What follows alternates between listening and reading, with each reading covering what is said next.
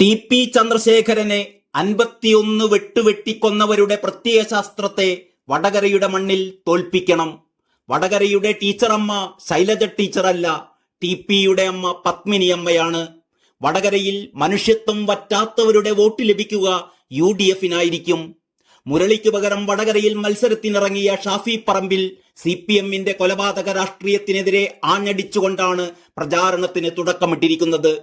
വടകരയിൽ ഇത്തവണയും ടി.പി. ചന്ദ്രശേഖരന്റെ കൊലപാതകവും ഏറ്റവും ഒടുവിൽ പ്രതികൾക്ക് ലഭിച്ച ഇരട്ടി ശിക്ഷയുമൊക്കെയാവും ചർച്ചയാകുക എന്നുറപ്പായി. ടി.പി.യെ വെട്ടിവീഴ്ത്തിയ വള്ളിക്കാട് ജംഗ്ഷനിലെ സ്മാരക സ്തൂപത്തിൽ കൊത്തിവെച്ചിരിക്കുന്നത് ഇങ്ങനെയാണ്: 100 വെട്ടിനാൽ തീർക്കാനാവില്ല നേരുകാക്കാൻ പിറന്ന പോരാളിയെ. ഏറ്റവും ഒടുവിൽ പൂക്കോട് വെറ്റിനറി കോളേജ് വിദ്യാർത്ഥി സിദ്ധാർത്ഥിനെ കൊല ചെയ്ത കുട്ടി സഖാക്കന്മാരുടെ ക്രൂരത കൂടി ഇതിനൊപ്പം ചേർത്തുവെക്കുമ്പോൾ CPM-ലെ തന്നെ മനസാക്ഷിയുള്ളവരുടെ വോട്ടുകൾ കൂടി നഷ്ടപ്പെടാവുന്ന അവസ്ഥയിലാണ് CPM. ടി.പി. വധക്കേസിൽ ശിക്ഷിക്കപ്പെട്ട CPM നേതാവ് P.K. കുഞ്ഞനന്ദൻ മരിച്ചപ്പോൾ K.K. ശൈലജ ടീച്ചർ ഫേസ്ബുക്കിൽ കുഞ്ഞനന്ദേട്ടൻ എന്ന് അഭിസംബോധന ചെയ്തെഴുതിയ കുറിപ്പും ഇതിനോടകം മണ്ഡലത്തിൽ ചർച്ചയാകുന്നുണ്ട്. ടീച്ചറുടെ കുറിപ്പ് ഇങ്ങനെയായിരുന്നു: എതിർക്കുന്നവർ പോലും അംഗീകരിക്കുന്ന സംഘടനാ പാഠവും ധീരതയും സഖാവിന്റെ പ്രത്യേകതയായിരുന്നു. കക്ഷി രാഷ്ട്രീയ ഭേദമന്യേ നാട്ടുകാർക്ക് അദ്ദേഹം കുഞ്ഞനന്തേട്ടനായിരുന്നു. പാനൂരിലെ കമ്മ്യൂണിസ്റ്റ് പ്രസ്ഥാനത്തിന്റെ ഊർജമാണ് കുഞ്ഞനന്തേട്ടൻ. എല്ലാ വിഭാഗം ജനങ്ങളോടും അടുപ്പം വെച്ച് പുലർത്തിയിരുന്ന കുഞ്ഞനന്തേട്ടന്റെ വിയോഗത്തിൽ സഖാക്കൾക്കും ബന്ധുക്കൾക്കുമുണ്ടായ ദുഃഖത്തിൽ പങ്കുചേരുന്നു.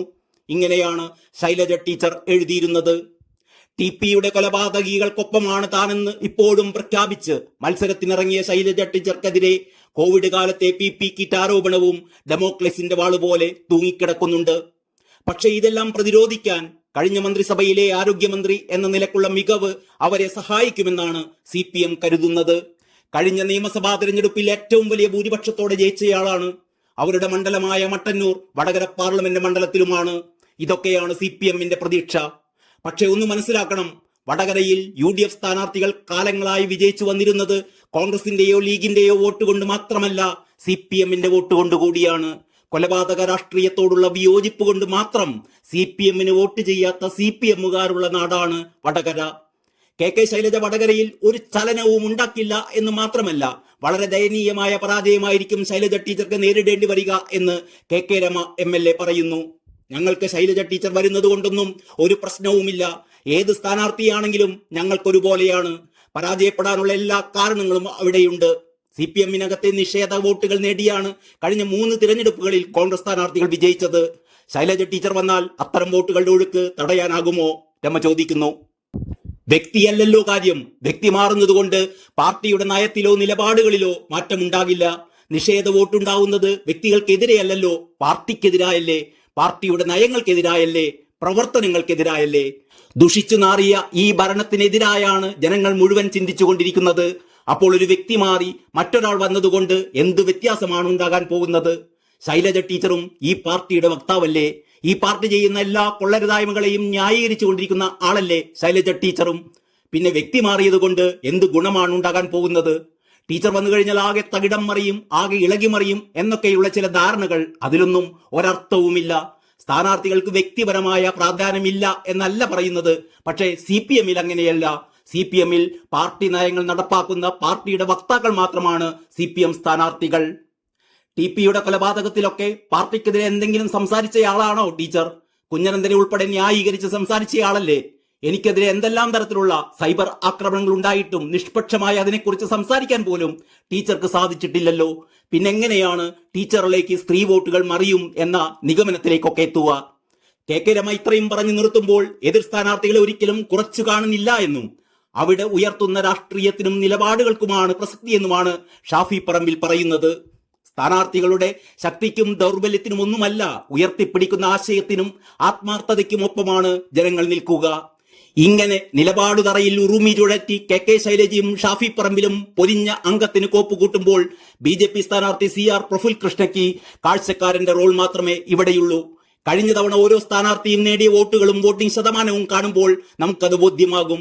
K. മുരളീധരന് കഴിഞ്ഞ തവണ ലഭിച്ചത് 5,26,755 വോട്ടുകൾ, 49.42%.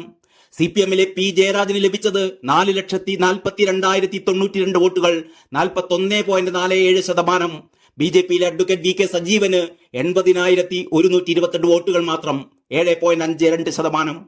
BJP വലിയ ഭൂരിപക്ഷത്തോടെ കേന്ദ്രത്തിൽ അധികാരത്തിൽ വരുമെന്ന് ഏതാണ്ട് ഉറപ്പായിരിക്കെ ഇന്ത്യയുടെ ദേശീയ ഭൂപടത്തിൽ നിന്ന് കോൺഗ്രസ് അപ്രത്യക്ഷമാകാൻ പോകുന്നു എന്ന പ്രതീതിയുള്ള സാഹചര്യത്തിൽ പരമ്പരാഗത കോൺഗ്രസ് വോട്ടുകൾ CPMലേക്കോ BJPയിലേക്കോ പോകുമോ?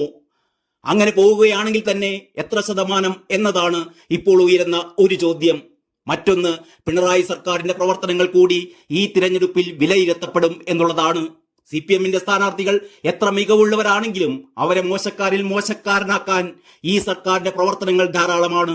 140 മണ്ഡലങ്ങളിൽ ആഡംബര ബസ് പിടിച്ചു പോയിട്ട് കോടികൾ വെള്ളത്തിലായി എന്നതല്ലാതെ എന്ത് നേടിയെന്ന് വോട്ടർമാർ ചോദിക്കും.